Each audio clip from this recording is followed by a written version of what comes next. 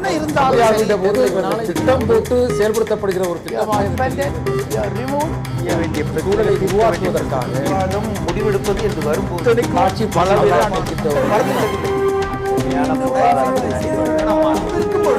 எதிர்த்து பேசிட்டு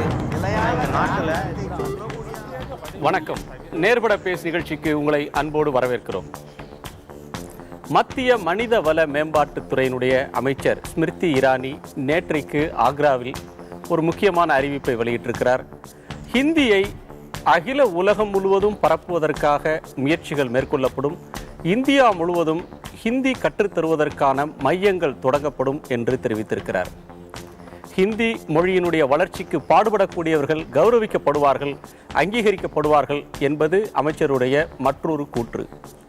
ஹிந்தியை தொடர்ந்து ஹிந்தி பேசாத மாநிலங்களிலும் அல்லது நாடு முழுவதிலும் பரப்புவது என்பது, அதனுடைய மேம்படுத்துவதற்கான முயற்சிகளை மேற்கொள்வது என்பது இந்திய ஒருமைப்பாட்டுக்கு எடுக்கப்படும் நடவடிக்கை என்று பார்ப்பதா, அல்லது ஹிந்தி பேசாத மக்களின் மீது மாற்று வழியில், குறுக்கு வழியில் ஹிந்தியை திணிப்பதற்கான முயற்சி என்று பார்ப்பதா? நாம் விவாதிக்கலாம். நம்மோடு பாரதிய ஜனதா கட்சியைச் சேர்ந்த வழக்கறிஞர் திருமதி வானதி ஸ்ரீனிவாசன், மதிமுகவின் திரு காரை செல்வராஜ், சமூக ஆர்வலர் பானு கோம்ஸ், தமிழ் தேசிய விடுதலை இயக்கத்தின் தியாக அவர்கள். வணக்கம். திரு தியாக, உங்களிடம் தொடங்கலாம். இந்த ஆட்சி அமைந்த பிறகு பல்வேறு தளங்களில் நாம் ஹிந்தியை பற்றி பேசியிருக்கிறோம்.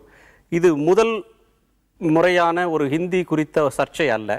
குரு உற்சவ் அப்படின்ற ஒன்றிலிருந்து பல விஷயங்களில் அரசாங்கம் செயல்பட்டிருக்கிறது. இது மத்திய அமைச்சர் இரானி அவர்கள் சொல்லக்கூடிய இந்த கருத்தை நீங்கள் எப்படி பார்க்கிறீர்கள்? நாடு முழுவதும் ஹிந்தி மையங்கள் தொடங்குவது என்பது நாளொரு மேனியும் பொழுதொரு வண்ணமுமாய் என்பார்கள். அப்படித்தான் பாஜகவை பொறுத்தவரை இந்த இந்தி திணிப்பு, இந்தி பரவலாக்கம், ஏனைய மொழிகளை புறக்கணிப்பது என்பதை ஒரு தொடர்கதையாக செய்து கொண்டிருக்கிறார்கள். இது ஏற்கனவே அரசமைப்பில் இருப்பதும் காங்கிரஸ் செய்து கொண்டிருப்பதுமான முதல் வரியிலேயே குறுக்கிடருக்கு மன்னிக்கணும். மற்ற மொழிகளை புறக்கணிப்பது இதில் எங்கே இருந்து வருகிறது? இந்தியாவில் பெருவாரியானவர்கள் பேசக்கூடிய மொழி 18 எனில் சிந்தை ஒன்றுடையாள்னு அன்னைக்கு பாரதி சொன்ன போது 18 மொழிகள் இருந்தன. தமிழை உலகெங்கும் பரப்புவதற்கு நீங்கள் எடுத்திருக்கிற நடவடிக்கைகள் என்ன? தமிழை வடநாட்டில் பரப்புவதற்கு நீங்கள் எடுத்திருக்கிற நடவடிக்கைகள் என்ன? தமிழ் பயிற்சி மையங்களை உலகெங்கும் ஏற்படுத்தி இருக்கிறீர்களா? அப்படியானால் நாங்களும் கொடுக்கிற வரிப்பணத்தில் இருக்கிற மொழிகளில் ஒன்றை மட்டும் தூக்கி வைத்துக் கொண்டு கொண்டாடுவது, பிற மொழிகளை புறக்கணிப்பது அல்லாமல் வேறு என்ன? வானதி, உங்கள் கருத்து என்ன? நீங்க உங்களோட கேள்வியோட தொடர்ச்சி தான் நானும் சொல்றேன். அதாவது ஒரு நாட்டினுடைய அஃபிஷியல் லாங்குவேஜ் அங்கீகரிக்கப்பட்ட மொழியாக ஹிந்தி இருக்கிறது, இணைப்பு மொழியாக ஆங்கிலம் இருக்கிறது. குறிப்பாக இந்த அரசாங்கத்தை பற்றி சகோதரர் சொன்னதால நான் சொல்ல வரணும்னு நினைக்கிறேன். மத்திய மனிதவள மேம்பாட்டுத்துறை அமைச்சர் இதுக்கு முன்னாடி குரு உற்சவ், இந்த மாதிரி சமஸ்கிருத வாரம், இந்த மாதிரி விஷயங்களை தொடர்பு படுத்தி ஏதோ பாரதிய ஜனதா கட்சி தலைமையிலான அரசாங்கம் ஹிந்தி பேசாத மாநில மக்கள் மீது கட்டாயப்படுத்தி திணிப்பதை போன்ற கருத்துக்கள் சொல்லப்படுகிறது. நீங்க முன்னாடியே சொன்ன மாதிரி அமைச்சர் அவர்களுடைய கூற்றுப்படி பார்த்தா கூட நாடு முழுக்க ஹிந்தியினை கற்றுக் கொடுப்பதற்கான மையங்கள் துவங்கப்படும் அல்லது அதனுடைய வளர்ச்சிக்கு பாடுபடுபவர்களை ஊக்குவிக்கப்படும் அப்படிங்கிறது ஒரு பொதுவான ஒரு ஸ்டேட்மெண்ட். இன்றும் தக்ஷண பாரத ஹிந்தி சபா இருக்கிறது. குறிப்பாக நீங்க தென் இந்தியாவில் எடுத்துக்கொண்டால் அதிகமாக ஹிந்தி பயில்பவர்கள் அப்படின்னு பார்த்துட்டா சென்னையில் இருக்கிற தக்ஷண பாரத் ஹிந்தி சபா தான். அதனால ஒரு சென்டர் ஒரு மொழியை கற்றுக்கொள்வதற்கான ஒரு மையம், அங்கு விருப்பப்படுகிறவர்கள் சென்று கற்றுக்கொள்ளலாம் அப்படிங்கிறது நம்முடைய நாட்டு குடிமக்களுக்கு நம்ம கொடுத்திருக்கக்கூடிய அடிப்படை உரிமை. நீங்க ஒரு மொழியை நான் கற்றுக்கொள்ள விரும்புகிறேன், நான் எனக்கு ஒரிசா கத்துக்கணும்னு ஆசை, ஒடியா கத்துக்கணும்னு ஆசை, எனக்கு அதற்கான வாய்ப்புகள் மறுக்கப்படக்கூடாதுங்கிறதா அடிப்படை உரிமையாக இருக்க முடியும். அந்த மாதிரி ஒரு மொழியை கற்றுக்கொள்வதற்கு தடையாக எதுவும் இருக்கக்கூடாது. ஆனால் அதே சமயம் திரும்ப ஒரு விஷயத்தை நாங்க இதுல விளக்கணும்னு சொல்றோம். எந்த காரணத்தை கொண்டும் ஹிந்தி கட்டாயமாக்கப்படுவதோ திணிக்கப்படுவதோ அப்படிங்கிறது இந்த அரசாங்கத்தினுடைய எண்ணம் அல்ல. இதற்கும் மேலாக ஒரு உதாரணத்தை சொல்லணும்னா, தமிழகத்தினுடைய எம்பிக்கள் குரல் கொடுக்காத போது கூட எங்களுடைய பாராளுமன்ற உறுப்பினர் திரு தருண் விஜய் அவர்கள் எவ்வாறெல்லாம் தமிழுக்காக குரல் கொடுத்து கொண்டிருக்கிறார், எவ்வாறெல்லாம் பாரதியாருக்காக பாரதியாருடைய பெருமைகளை பற்றி பேசுகிறார். ஏன் இப்போது வந்து நீங்க வந்து கடற்படை தளபதி கிட்ட நீங்க வந்து நம்முடைய தஞ்சை தமிழ் மன்னனுடைய சிலையை கொடுத்து இவரோட நீ போட்டோ வந்து வைக்கணுங்கிற அளவுக்கு ஒரு பாரதிய ஜனதா கட்சியினுடைய பாராளுமன்ற உறுப்பினர் வட மாநிலத்தை சார்ந்தவர், அவர் இந்த மாதிரி எல்லாம் குரல் கொடுக்கறதை நீங்க பெருசுபடுத்தணும். இந்த மாதிரி ஒரு வட இந்திய எம்பி வந்து அதே திரு தருண் விஜய் தான் சான்ஸ்கிரிட் இஸ் இந்தியா, சமஸ்கிருதம் தான் நம்முடைய பண்பாடு, சமஸ்கிருதத்தை நீக்கிவிட்டால் இந்தியா இல்லை என்ற கருத்தையும் தன்னுடைய வலைப்பக்கத்தில் எழுதியிருந்தார். நாம் தொடர்ந்து விவாதிக்கலாம். திரு காரை செல்வராஜ், இதுல திணிப்பு இல்லை, வாய்ப்பு தர்றோம் கத்துக்கொள்ளக்கூடியவங்களுக்கு அப்படின்னு சொல்ற வாதத்தை மதிமுக எப்படி பார்க்கிறது? இரண்டு கோணத்துல பார்க்கிறோம். ஒன்று வந்து வாஜ்பாய் அவர்கள் பாரதிய ஜனதா கட்சியினுடைய பிரதமராக இருந்து ஆட்சி செய்த அந்த காலத்தில் வாஜ்பாய் அவர்கள் சுயமாக சிந்தித்து தன் பிரதமராக அவருடைய கருத்தை பதிவு பண்ணுகிற அளவில் ஆட்சியை நடத்தி சென்றார். இன்று பாரதிய ஜனதா கட்சியுடைய அரசாங்கம் ஆட்சியில் அமர்ந்த நாள் முதல் இன்று வரையில் நரேந்திர மோடி அவர்களுடைய அரசாங்கமாக இருந்தாலும் ஆர்எஸ்எஸ்னுடைய இயக்கத்தின் ஆர்எஸ்எஸ்னுடைய கை நீட்டுதலுக்கு ஒப்புதலுக்கு ஏற்பட்டுத்தான் இன்று ஆட்சியில் அமர்ந்து கொண்டு அவர்கள் தொடர்ந்து செய்திருக்கிற காரியங்கள். ஒன்று பொருளாதாரத்தில் வளர்ச்சியும் ஊழலை ஒழிப்போம் என்று முழக்கத்தோடு வருகிற பொழுது மிகவும் பெருமையாக நாங்களே பேசியிருக்கிறோம். கூட்டணியில் இருக்கிற பொழுது நரேந்திர மோடி அவர்கள் வந்தால் உலக பொருளாதாரத்திற்கு இணையான பொருளாதாரமாக இந்திய பொருளாதாரத்தை இட்டுச் செல்வார் என்கிற நம்பிக்கை இருந்தது. ஊழலை ஒழித்து விடுவார், கருப்பு பணம் வந்தவுடனே மொத்த பணமும் அக்கௌண்ட்ல 3 லட்சம் ரூபாய் பணம் வந்து நினைத்திருந்த காலத்தில் ஒவ்வொரு துறை சார்ந்த அந்த அமைச்சர்களும் இந்த ஆரம்பம் முதல் இது ஒரு முதல் முயற்சியாக இந்த அலுவலகங்களிலே இந்திய வலைதளங்கள் மூலியமாக இந்தியை திணிப்பதும் சமஸ்கிருத வார வழிபாடு, அப்புறம் இந்த குரு உற்சவ் என்கிற நிலைகள் வருகிற பொழுது கடுமையான எதிர்ப்பை தமிழகம் பதிவு செய்திருக்கிறது. பாரதிய ஜனதா கட்சியோடு இருந்து அங்கமாக இருந்து நாங்கள் தேர்தலில் களம் கண்டவர்கள் தான் முதலில் அறிக்கை கொடுத்து எங்கள் எதிர்ப்பை தமிழகத்தில் பதிவு பண்ணியிருக்கிறோம்.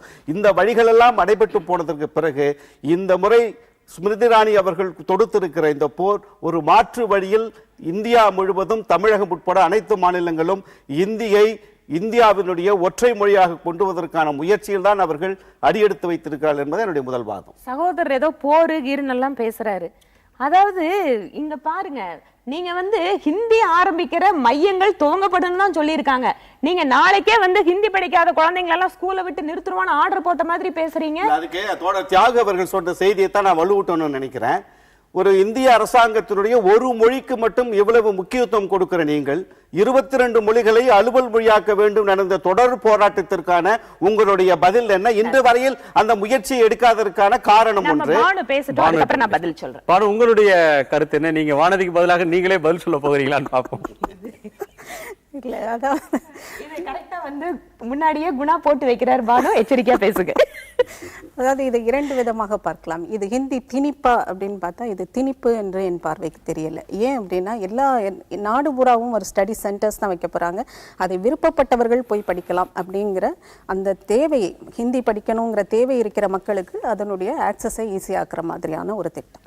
ஆனால் இதில் 2வதாக ஸ்மிருதி இரானி ஒன்று சொல்லியிருக்காங்க, இந்த மொழியை ஊக்குவிப்பவர்களுக்கு ரிவார்டு கொடுக்கப்படும்.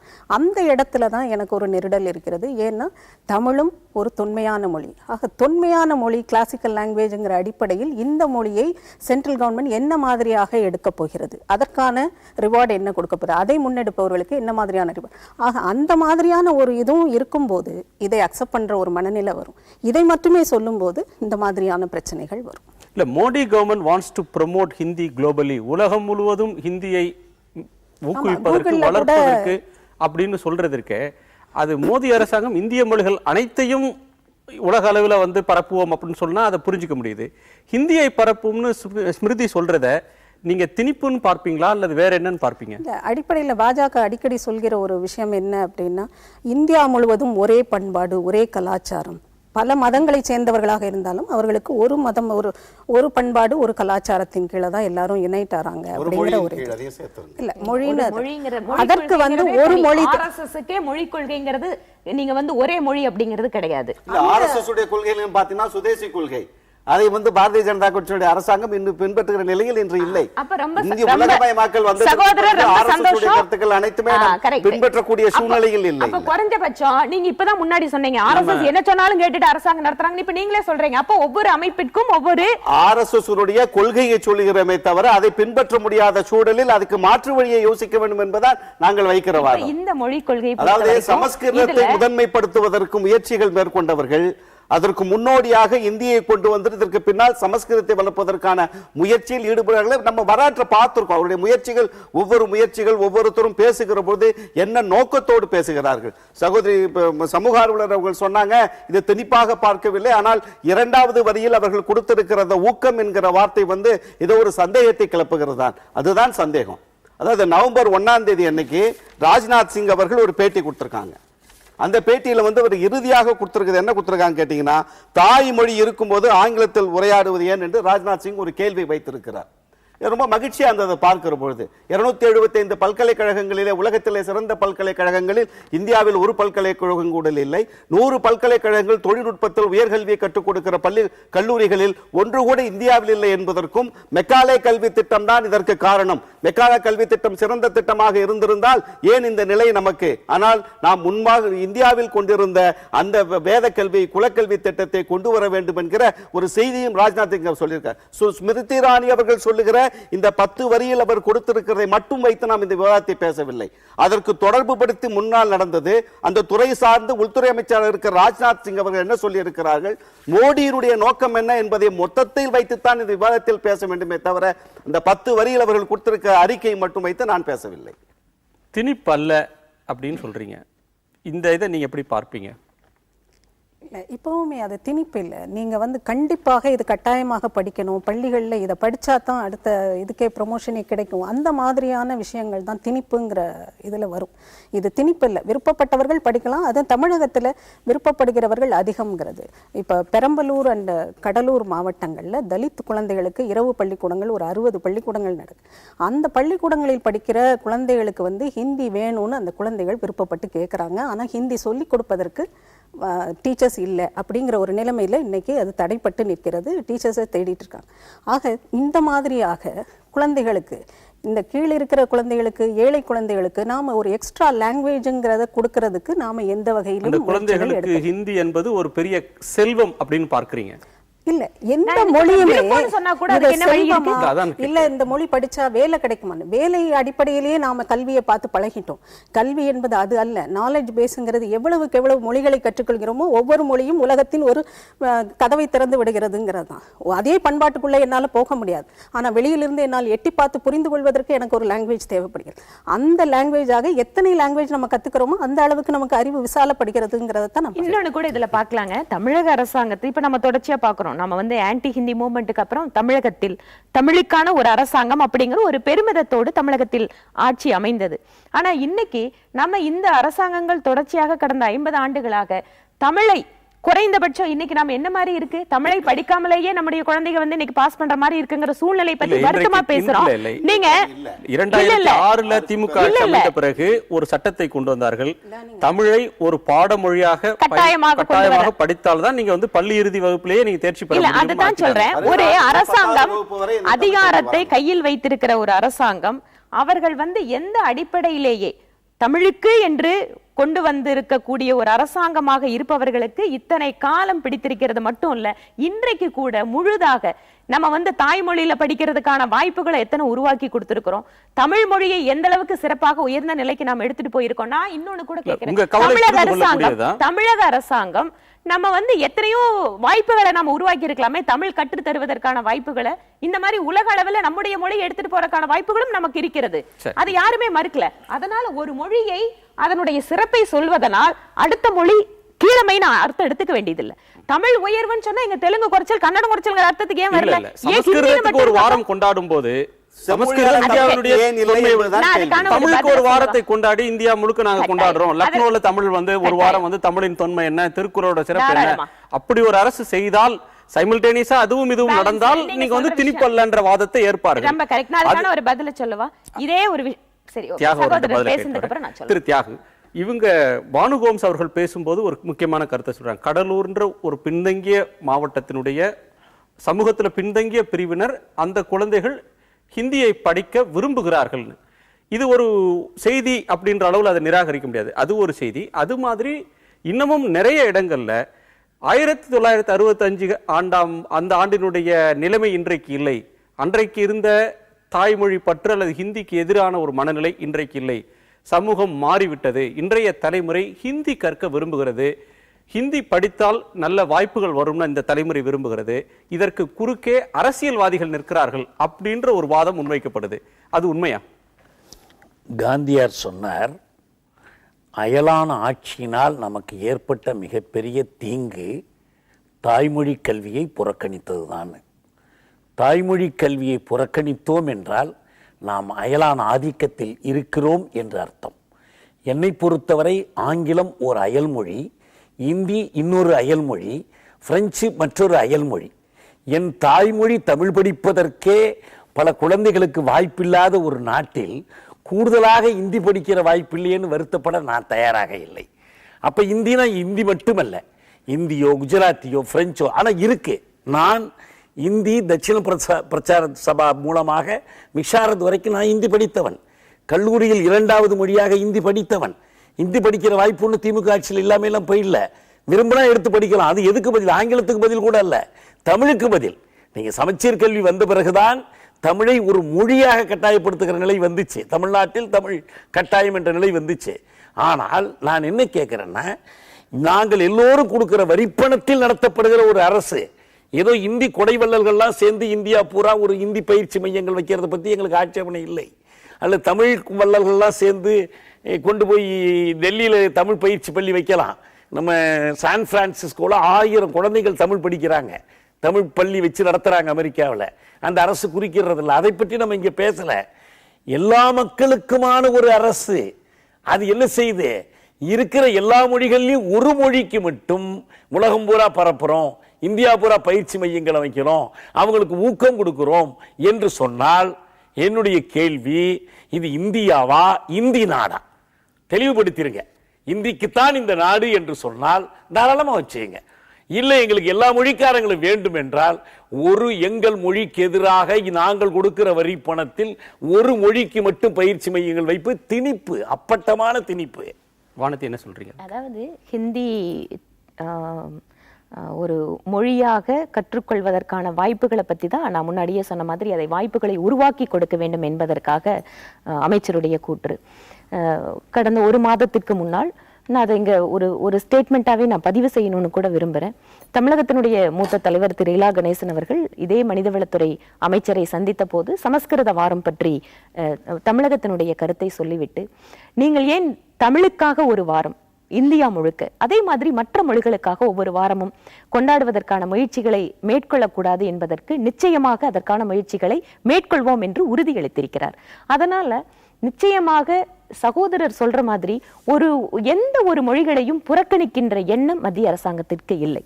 ஏனென்று கேட்டால், நீங்க ஒரு தமிழகம் மாதிரியான ஹிந்தி பேசாத, அதிலும் குறிப்பாக ஹிந்தி எதிர்ப்புக்கென்று ஒரு பாரம்பரியத்தை வைத்திருக்கின்ற மாநிலத்தில் இதற்கான இந்த உணர்ச்சிகளுடைய வேகங்கள் அதிகமாக இருப்பதை எங்களால் புரிந்து கொள்ள முடிகிறது. ஆனால் அதே சமயம் எந்த காரணம் கொண்டும் விருப்பத்திற்கு மாறாக ஒரு மொழியை திரிப்பது என்கின்ற எண்ணம் மத்திய அரசாங்கத்திற்கு கிடையாது. நீங்க ஏன் மற்ற மொழிகளுக்கான முக்கியத்துவம் கொடுக்கணும் அப்படின்னு சொன்னா அதை எல்லா மொழிகளுக்கும் எல்லா மொழிகளுக்கான மொத்த மக்களிடமிருந்து வாங்குகிற வரி பணத்தில் நடக்கிற இந்த இந்திய அரசாங்கம் ஒரு மொழிக்கு மட்டும் இவ்வளவு முக்கியத்துவம் கொடுப்பது ஏன்? பிற மொழிகளை மதிக்காத தன்மை என்று நாங்கள் ஏன் எடுத்துக் கொள்ளக்கூடாது? திருப்பி ரிப்பீட் பண்ண வேண்டாம். அதாவது தமிழகத்துல இங்கு தமிழர்களும் இருக்கிறார்கள், தெலுங்கு பேசுகிறவர்கள், கன்னடம் பேசுகிறவர்கள் என்று பல்வேறு மொழிகளை சார்ந்தவர்கள் இருக்கிறார்கள். தமிழுக்கு கொடுக்கின்ற முக்கியத்துவம் அப்படிங்கிறது தமிழர்களுடைய வரிப்பணத்தில் மட்டுமல்ல, இங்க இருக்கக்கூடிய அனைத்து குடிமக்களுடைய வரிப்பணத்திலும் சேர்ந்துதான் நடக்கிறது. அப்போ நாங்கெல்லாம் தெலுங்கு பேசுறவங்க, நாங்க கொடுக்கிற வரிப்பணத்துல நீங்க தமிழுக்கு முக்கியத்துவம் கொடுக்கீங்களான்னு கேட்க முடியாது. ஏனென்று கேட்டால் மாநில அமைப்பை ஏற்றுக்கொண்டு விட்டால், மொழி வழி மாநில அமைப்பை ஏற்றுக்கொண்டு விட்டால் தமிழ்நாடு தமிழர் நாடு, மற்றவர்கள் சிறுபான்மையில் தான். சமச்சீர் கல்வியின்படி தமிழ்நாட்டில் எந்த மொழிக்காரர்களாக இருந்தாலும் ஒரு மொழி பாடமாக தமிழை கட்டாயம் கற்றாக வேண்டும். பிரெஞ்சு நாட்டில் பாரிஸ் நகரத்தில் பிரெஞ்சுக்காரர்களை விட பிரெஞ்சுக்காரர் அல்லாதவர்கள் தான் அதிகம். ஆனால் அத்தனை பேருக்கும் பிரெஞ்சு மொழிதான் கல்வி மொழி. நீங்கள் அராபியராக இருக்கலாம், தமிழராக இருக்கலாம், புதுச்சேரிக்காரராக இருக்கலாம், ஈழத்துக்காரராக இருக்கலாம். இது தமிழ்நாடு, மொழி வழி மாநிலம் அமைச்சாச்சு. தமிழ்நாடு என்று பெயர் வைப்பதற்காக எங்கள் சங்கரிங்கனார் 78 வயதில் 76 நாள் பட்டினி கிடந்து மாண்டிருக்கிறார்.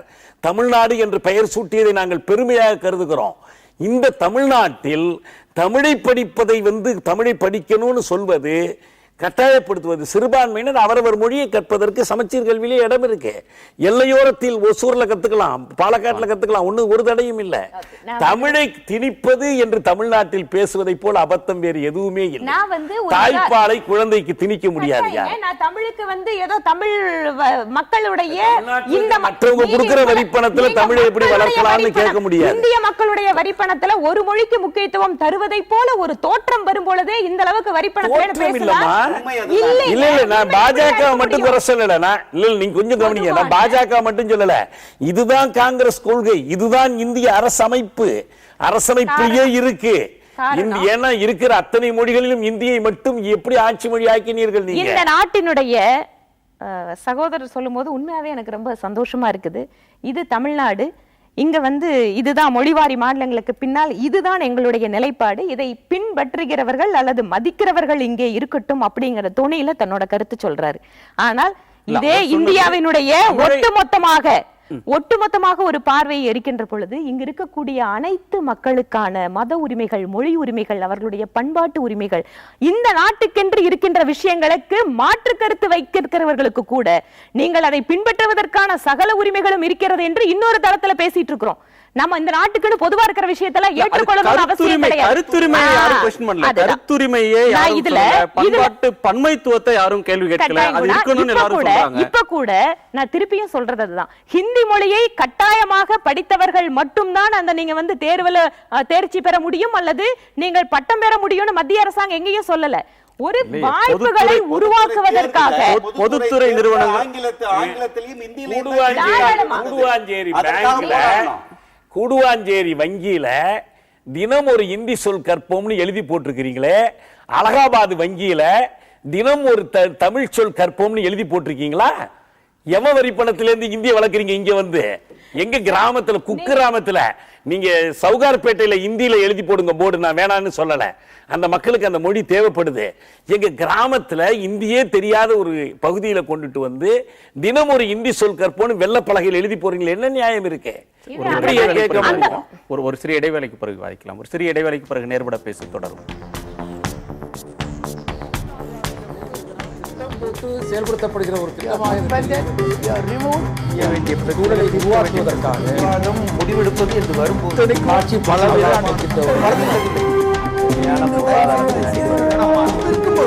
எதிர்த்து பேசிட்டு மக்கள் தங்களுடைய பங்கு ஆட்சி மலர்ந்த பிறகு சமூக வலைதளங்கள்ல ஹிந்தியை பயன்படுத்தணும்னு வந்தது, அது சர்ச்சைக்குள்ளானது. குரு உற்சவம்னு ஆசிரியர் தினத்தை கொண்டாடணும்னாங்க, அது சர்ச்சைக்குள்ளாச்சு.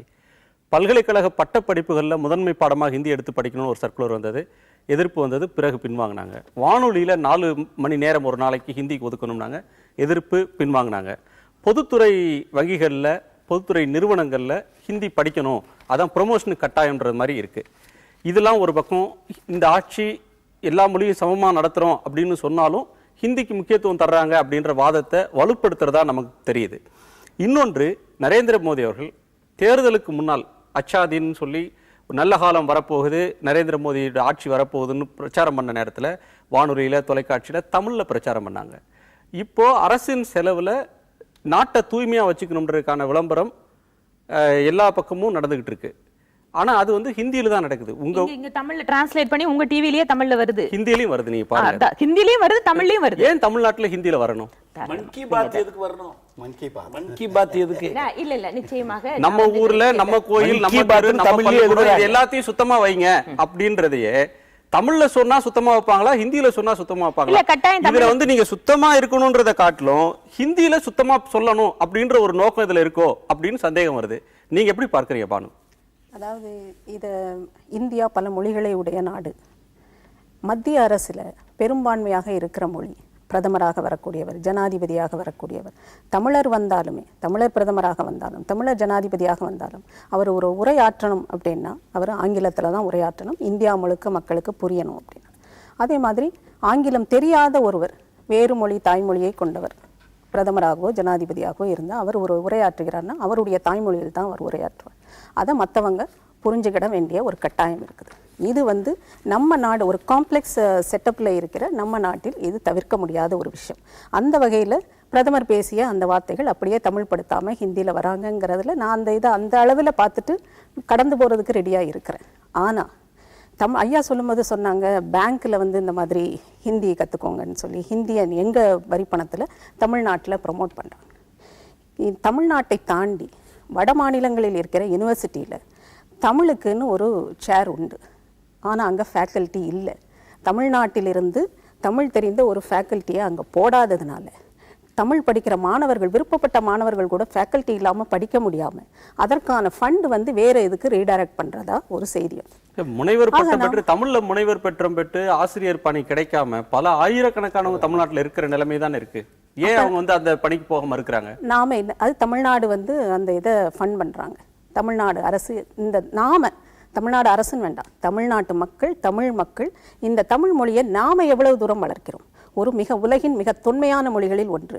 கிரேக்கம், லாட்டின், சான்ஸ்கிரிட் மாதிரி தமிழ் வழக்கம். சான்ஸ்கிரிட்டாவது வழக்கு மொழியிலேருந்து அழிஞ்சு போச்சு. தமிழ் வந்து நாம் இன்னும் பேசிக்கிட்டு இருக்கோம். வழக்கு மொழியில் இருக்கிற ஒரு மொழி, அதற்கான பெருமையும் இதுவும் வந்து ஒவ்வொருத்தருக்கும் இருக்கணும். தமிழ் மொழியை பேசுகிறோன்னா உலகத்திலேயே மிக தொன்மையான வரலாற்றை உடைய ஒரு மொழியை நாம் இன்னும் பேசிக்கிட்டு இருக்கோம் இன்றைய காலகட்டத்தில். ஆக அந்த பெருமையை நாம இன்னைக்கு நம்ம குழந்தைகள்கிட்ட விதைச்சிருக்கோம். அதற்கான முயற்சிகள் என்ன? வேற ஒன்று நீங்க சொல்ற எழுப்புறது ஒரு மிக முக்கியமான ஆழமான ஒரு கேள்வி. இல்ல, என்னுடைய கேள்வி அந்த மாதிரியான பெருமித உணர்வு மக்கள்கிட்ட எல்லா நிலைகளிலும் இருந்ததுன்னா வேற்று மொழியை பார்த்து நாம இவ்வளவு தூரம் கலவரம் ஆறதுக்கு அந்த அவசியமே இல்லை. நாம மொழியை பேசிக்கிட்டே இருப்போம். நம்ம மொழியில தான் படிப்போம். இது வந்து எங்களோட உரிமை. எங்க வரி பணத்துல பணம் இது பண்ணிட்டு நீங்க எங்க தெருவை சுத்தமா வச்சுக்கன்னு சொல்றத நீங்க ஹிந்தியில தான் சொல்லுவீங்க அப்படின்னா அது தவறுன்னு சொல்றதை ஏன் கலவரமா பாக்குறாங்கன்னு நினைக்கிறீங்க? இல்ல, அது ஒரு உரிமை சார்ந்த குரலா இருக்க கூடாதா? என்னுடைய மொழி அழிந்து தமிழை அழித்து ஹிந்தியை வளர்ப்பதாங்கிறது. தமிழ் எங்க அழியுது அந்த இடத்துலன்னா இந்த இடத்துலதான் அழியுது. சின்ன உதாரணம் மட்டும் சொல்றேன். பெருமைக்குரிய ஒரு தமிழர் அப்துல் கலாம், அவரை பாஜக குடியரசுத் தலைவர் வேட்பாளராக அறிவிக்கிறது. டெல்லிக்கு போகிறார், செய்தியாளர்களை சந்திக்கிறார். உடனிருந்தவர் பிரமோத் மகாஜன். ஆங்கிலத்தில் கேள்வி, ஆங்கிலத்தில் பதில். கடைசியா ஒரு தமிழ் நிருபர் எழுந்தார், நீங்கள் தமிழ்நாட்டிலிருந்து வருகிறீர்கள், ஒரு கேள்விக்கு நீங்கள் தமிழில் பதில் சொல்ல வேண்டும் என்று சொன்னார். பிரமோத் மகாஜன் சொன்னார், அவர் தேச குடியரசுத் தலைவராக போறவர், தேசிய தலைவராக போறவர், அவர் தேசிய மொழியில் தான் பேசுவாரே தவிர தமிழில் பேச மாட்டார்னு சொன்னார். அவரை கேள்வி கேட்கவும் அனுமதிக்கவில்லை, பதில் சொல்லவும் அனுமதிக்கவில்லை. இங்க முக்கியமான பிரச்சனை ஒரு மொழியை கற்றுக்கொள்வது, படிப்பது, பெருமிதம் கொள்வது பற்றிய பிரச்சனை அல்ல, ஆட்சி மொழியாக்குவது. ஆட்சியின் கொள்கை என்ன, மொழி கொள்கை என்ன, இதுதான் கேள்வி. வாஜ்பாய் அவர்கள் ஐநாவில் போய் இந்தியில பேசுறார். நான் என் தாய்மொழியில் பேசுகிறேன்னு எனக்கு ரொம்ப பெருமை. நேருவை ருஷ்ய மக்கள் உங்க தாய்மொழியில் பேசுங்க, இங்கிலீஷ்ல பேசாதீங்கன்னு சொன்னாங்க. எங்க காமராஜர் மாஸ்கோவில் போய் தமிழ்ல பேசிட்டு வந்தாரு, எந்த தப்புமே கிடையாது. ஆனால் வாஜ்பாய் சொன்னாரு, இந்தியாவின் தேசிய மொழியில் நான் பேசினேன்னு சொன்னார். இது சட்டத்திலேயே இந்தியாவிற்கு தேசிய மொழியே கிடையாது. தேசிய பறவையெல்லாம் உண்ட தவிர இந்திய அரசமைப்பு சட்டத்தின்படி மொழிகளின் பட்டியலில் இந்தியவும் ஒன்று. அது அலுவல் மொழியை தவிர தேசிய மொழி அல்ல. ஒரு பொய்யான தேசிய பெருமிதத்தை, இந்தி பெருமிதத்தை இங்கே ஊட்ட நினைக்கிறார்கள். அதைத்தான் நம்ம திணிப்புன்னு சொல்றோம். அதற்கு அரசு பணம் செலவிடப்படுகிறது, ஆட்சி இயந்திரம் செலவிடப்படுகிறது. அதுக்கு அது வந்து பாஜகவினுடைய ஒரு கொள்கை. அது பிரமோத் மகாஜனுடைய அந்த தடை அதைத்தான் வெளிப்படுத்தியது.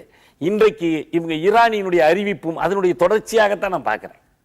அது தொடர்ச்சி பாத்தீங்கன்னா இப்ப யூசிஜில இன்றைக்கு ஒரு அறிக்கை வெளியிட்டிருக்காங்க. தொலைதூர கல்வி கற்றுக் கொடுக்கிற நிகர்நிலை பல்கலைக்கழகங்கள், மற்ற பல்கலைக்கழகங்கள் ஏதோ தவறு நடந்திருக்கிறது, இந்த தவறை திருத்துவதற்கு பதிலாக, தவறை சரி செய்வதற்கு பதிலாக தமிழகத்தில் இயங்கிக் கொண்டிருக்கிற பல்கலைக்கழகங்கள், தொலைதூர பல்கலைக்கழகங்கள் தமிழகத்திற்குள் மட்டும்தான் செயல்பட வேண்டும். தமிழகத்தை விட்டு வேறு மாநிலங்களில் அந்த மொழியில் வேறு ஒரு பிரச்சனை. அந்த பிரச்சனை அதுதான். அதாவது கல்வி கொள்கைக்காக வர்ற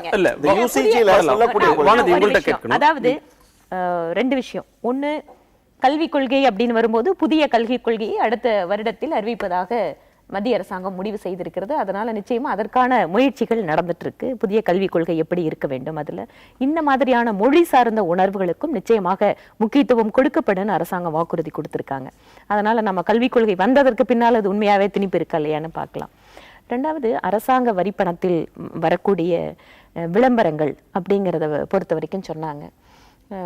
ஒரு ஒரு நடைமுறையில் இருக்கக்கூடிய ஒரு விஷயத்தை சொல்கிறேன். எப்போவுமே ஒரு விளம்பரம் அப்படின்னு உருவாக்கப்படும் போது மக்கள் அதிகமாக பேசுகின்ற மொழியாக அது வந்து உடனடியாக ஒரு ஹிந்தியில் உருவாக்குவாங்க. அதை தமிழ்படுத்தி நீங்கள் சொன்ன மாதிரி விளம்பரங்கள் வந்து ஹிந்தியில் வந்த உடனே வந்து இதற்காக நாங்கள் முயற்சி செய்தோம். இந்த மாதிரி உடனடியாக வந்த நேரத்தில் இதே விளம்பரம் ஹிந்தியில வந்தது. நல்ல காலம் பிறக்க போகுதுன்னு சொல்லி ஆடி பாடி மகிழ்ற ஒரு விளம்பரம். ஆமா. ஆனா அதை தமிழ்நாட்டில் ரிலீஸ் பண்ணும்போது தேர்தலுக்கு முன்னால் அதை தமிழாக்கம் செய்து தமிழில் தான் ஒருத்தர் பாடி ஓட்டு கேட்டார். ஆனா ஆட்சி மாதிரி உங்க கட்சி செலவுல கொடுக்கும் போது தமிழ்ல கொடுக்குறீங்க, ஆட்சியின் சார்பில் தர விளம்பரம் ஏன் ஹிந்தியில இருக்குன்றது ஒரு அடிப்படையான கேள்வியா இருக்கு. நீங்க ரொம்ப நியாயமான கேள்வி. நானே அதை பார்த்துட்டு உடனடியாக வந்து தகவலை கொடுத்தோம். தமிழகத்தில் வந்து இந்த மாதிரி தமிழ்நாட்டில் வந்து தமிழில் வந்து மாற்றணும் அப்படின்னு சொல்லி அதை தமிழ்லையும் மாற்றி அதற்கு பின்னால் அந்த இடையில பிரதமருடைய குரலில் வரக்கூடிய விஷயங்கள் எப்பவுமே அந்த அவரோட ஒரிஜினல் வாய்ஸ்ல அந்த உணர்வுகளை வெளிப்படுத்தணுங்கிறதுக்காக ஹிந்தி வரும், கீழே வந்து தமிழ்ல ஓடும் அவர் என்ன பேசுறாரு அப்படிங்கிறது. அதனால நிச்சயமாக இந்த மாதிரியான விஷயங்கள் மக்களுடைய உணர்வுகளை புரிந்து கொண்டு அரசாங்கம் மதித்து உடனே நடவடிக்கை எடுப்பாரு. அதனால நாங்க சொல்றோம், நீங்க வந்து திருப்பி இப்படியே தான் செய்யறங்கிறது இல்ல. இந்த மாதிரி விஷயத்தை தமிழகத்துல சொல்லும் போது விளக்கத்தை மட்டும் நான் சொல்றேன்.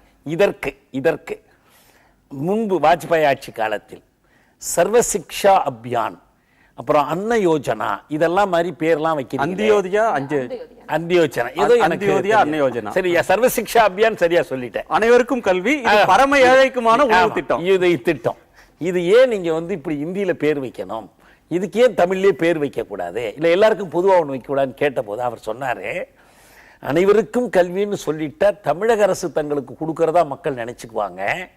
இப்படி சர்வசிக்ஷா அபியான்னு சொன்னாதான் டெல்லி அரசு கொடுக்குதுங்கிறது அவங்களுக்கு தெரியும். இது இலகணேசன் கொடுத்த விளக்கம். ஜன்தன் திட்டமும் அந்த பட்டியலில் தான் சேரும்னு எடுத்துக்கிறதா வச்சுக்கணும். அப்பதான் ஸ்வச் பாரத்தும் அப்படிதான்.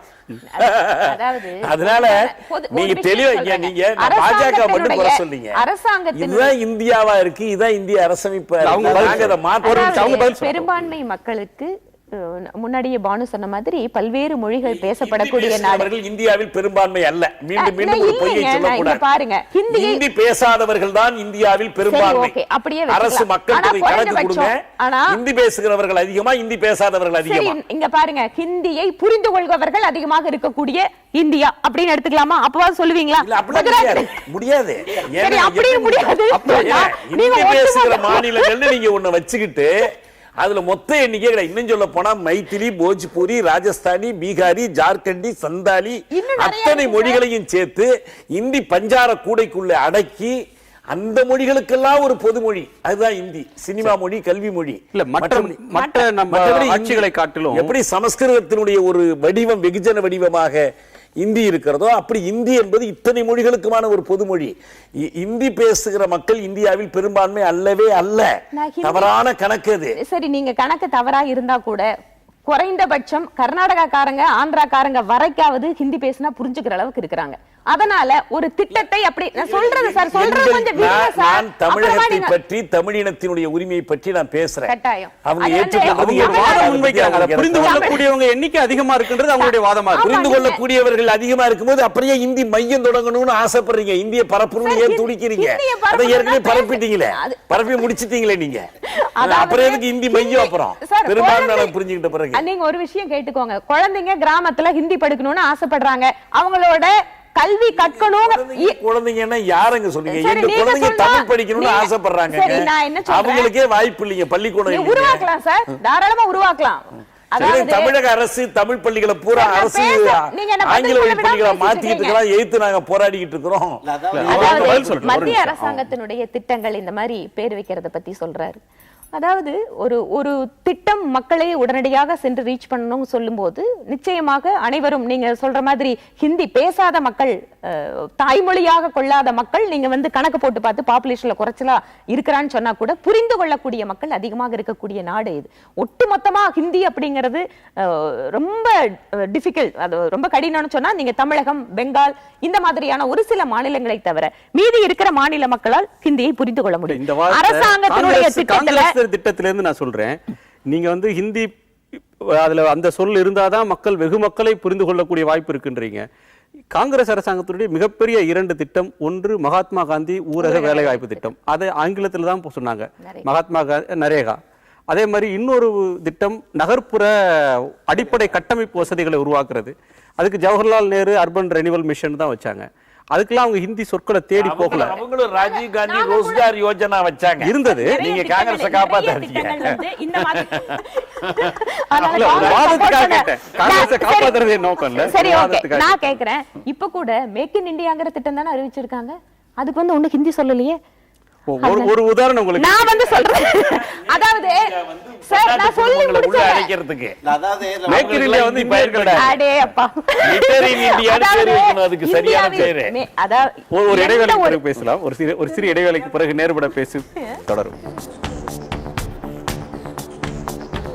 திட்டம் போட்டு செயல்படுத்தப்படுகிற ஒரு திட்டமாக சூழலை உருவாக்குவதற்காக விவாதம் முடிவெடுப்பது என்று வரும்போது ஆட்சி பலவிதமான எதிர்த்து பேசிட்டு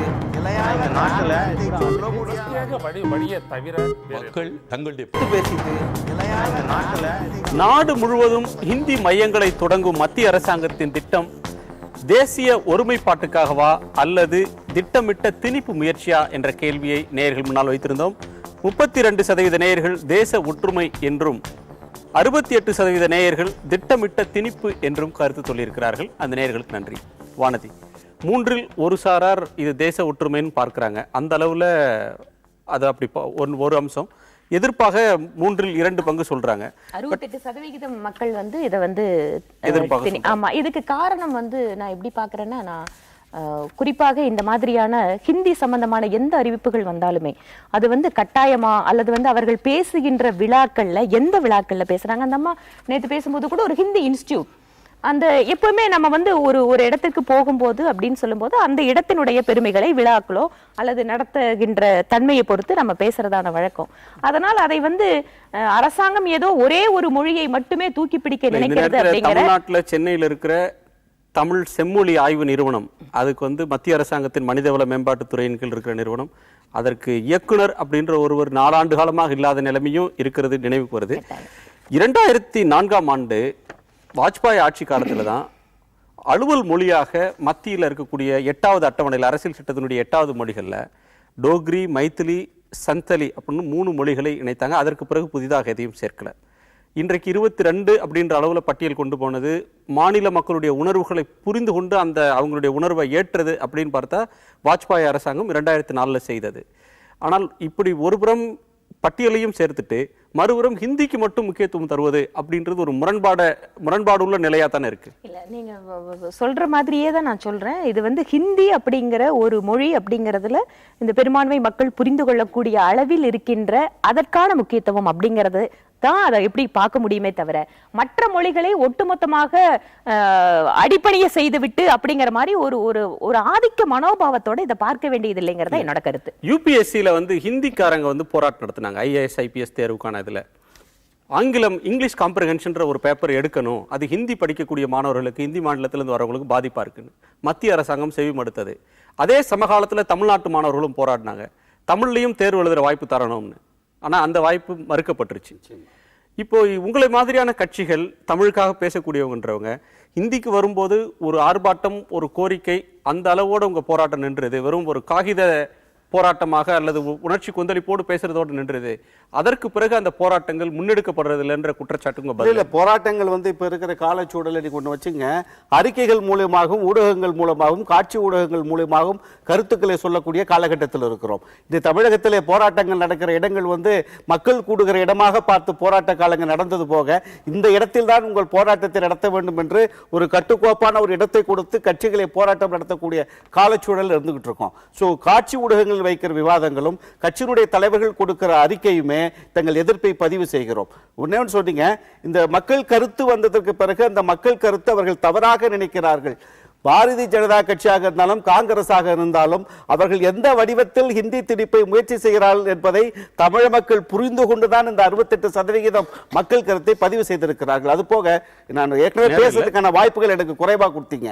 ஒரே ஒரு திட்டம், ஏற்கனவே இது ஹிந்தியும் சமஸ்கிருதத்தையும் திணிப்பதற்காக எத்தனை முயற்சிகள் எடுத்தார்கள் என்று பட்டியலிட்டு போகிற பொழுது இன்று இருக்கிற ராஜ்நாத் சிங் உள்துறை அமைச்சர் உட்பட மிக முக்கியமான அமைச்சர்கள் எல்லாம் மெக்காலே கல்வி திட்டத்தை ஒழிக்க வேண்டும், அது மேற்கிந்திய கலாச்சாரம் இந்திய கலாச்சாரத்தையும் பண்பாட்டையும் சிதைத்திருக்கிறது, முன்பிருந்த இந்தியாவில் இருந்த கல்வி முறை திட்டத்தை கொண்டு வர வேண்டும் என்கிற ஒரு முயற்சியும் இந்த பாரதிய ஜனதா கட்சி ஆட்சியில் நடந்து கொண்டிருப்பது என்பதுதான் எங்களுக்கு மிகப்பெரிய வருத்தமாக இருக்கக்கூடிய செய்தி. உங்கள் நிறைவு கருத்து? அதாவது ஹிந்தியை இவங்க ஸ்டடி சென்டர்ஸ் வைக்கிறத பற்றி இல்லை, ஆனால் தமிழ் வந்து தொன்மையான மொழி அப்படிங்கிறதுல அந்த 22 லாங்குவேஜோட தமிழை கிளப் பண்ணுறதுல எனக்கு உடன்பாடு இல்லை. தமிழை தனியாக பார்த்து உலகிலேயே மிக தொன்மையான மொழிகளில் இன்று வழக்கு மொழியாக இருக்கிற தமிழுக்கு தனி அந்தஸ்து கொடுத்து மத்திய அரசு இதை ப்ரொமோட் பண்ணுவதில் இதே அளவு இல்லை இதற்கு அதிக அளவிலான ஒரு ப்ரொமோஷனை முன்னெடுக்கணுங்கிறதுல என்னுடைய நிறைவாக ஒரு கேள்விதான். நீ 22 மொழிகளையும் மத்திய ஆட்சி மொழியாக ஆக்கணும்ன்ற கோரிக்கை வைக்கிறாங்க. ஆனால் அரசியல் சட்டத்தினுடைய 351வது உறுப்பு ஹிந்தியை ப்ரொமோட் செய்யணும், ஹிந்தியை மேம்படுத்தணும், வளர்க்கணும் அப்படின்னு சொல்லி சட்டத்திலேயே சொல்கிறது. அந்த பிரிவு அப்படியே இருக்கும்போது அடுத்து வரக்கூடிய அரசுகள் செய்யக்கூடிய பணி என்பது அரசியல் சட்டம் சொல்ற கடமையை நிறைவேற்ற ஒரு பணியை செய்யறாங்கன்னு தானே பார்க்க முடியும். ரைட். அந்த சட்டத்தை மாற்ற வேண்டும் என்பது நம் கோரிக்கை. இந்திய அரசமைப்பை ஏற்றுக்கொள்ளணும். நம்ம அந்த குறிப்பிட்ட 17வது பிரிவை எதிர்த்து தான் தமிழ்நாட்டில் இத்தனை போராட்டங்களும் நடந்திருக்கின்றன. ஆனால் அந்த 17வது பிரிவினுடைய ஒரு வார்த்தையை கூட இதுவரை இவர்களால் மாற்ற முடியலை. அதற்கு ஒரு மிக முக்கியமான காரணம், நேரு உறுதிமொழி என்ற ஒரு மோசடியை அனைத்து மொழிகளும் ஆட்சி மொழிகளாக்க விடாமல் தடுத்து இந்திய ஆட்சி மொழியாகும் காலம் வரைக்கும் ஆங்கிலத்தை துணைக்கு வைத்துக் கொள்ளுகிற மோசடியை திராவிட இயக்கம் நம்பியது ஒரு காரணம். இப்ப நான் ஒரு வேண்டுகோள் வைக்கிறேன். வானதி வழக்கறிஞராக இருக்கிறாங்க. ஏற்கனவே ஒரு கோரிக்கை தமிழ்நாட்டிலேருந்து இருக்கு. வழக்கறிஞருடைய கோரிக்கை என்னன்னா, சென்னை உயர்நீதிமன்றத்தில் வழக்காடு மொழியாக தமிழை கொண்டு வர வேண்டும் என்று ஒரு சின்ன சட்டம் தான் அது. ஆளுநர் குடியரசுத் தலைவர் ஒப்புதல் பெற்று ஆணையிட்டால் போதும். திமுக ஆட்சியில் சட்டமன்ற தீர்மானமே இயற்றப்பட்டது. அதை அவங்க செஞ்சு காட்டட்டும். பாரதிய ஜனதா கட்சி இதற்கு உடன்படுகிறது, முழுமையாக கடைசியா ஒன்றே ஒன்று, அனுமதி இல்லாமல் அரசமைப்பு பேரவையில் நானோ தமிழ் தேசிய அனுமதி கொடுக்க வேண்டும் செஞ்சதே மகிழ்ச்சி. கடைசியா நான் சொல்லி முடிக்க விரும்புறது, டிடி கிருஷ்ணமாச்சாரி என்ற அந்த காங்கிரஸ்காரர் இந்திய அரசமைப்பு பேரவையில் பேசுகிற பொழுது தென்னகத்து மக்கள் சார்பில் ஒரு எச்சரிக்கை விடுத்தார். என் உத்தரப்பிரதேசத்து நண்பர்களே, 2இல் 1 நீங்கள் தேர்வு செய்ய வேண்டும். முழு இந்தியா வேண்டுமா, இந்தியாவே போதுமா? இதை பாஜக முடிவு செய்யட்டும். நன்றி. நன்றி. உங்கள் நாளுடைய வருகைக்கும் கருத்து பகிர்வுக்கும் நன்றி. நேயர்களே, மீண்டும் ஒரு நேர்பட பேசு நிகழ்ச்சியில் சந்திக்கலாம். வணக்கம்.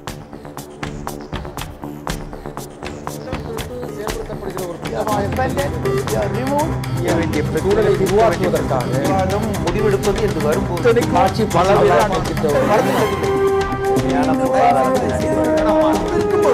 எதிர்த்து பேசிட்டு மக்கள் தங்களுடைய பங்களிப்பை அளிக்க வேண்டும்.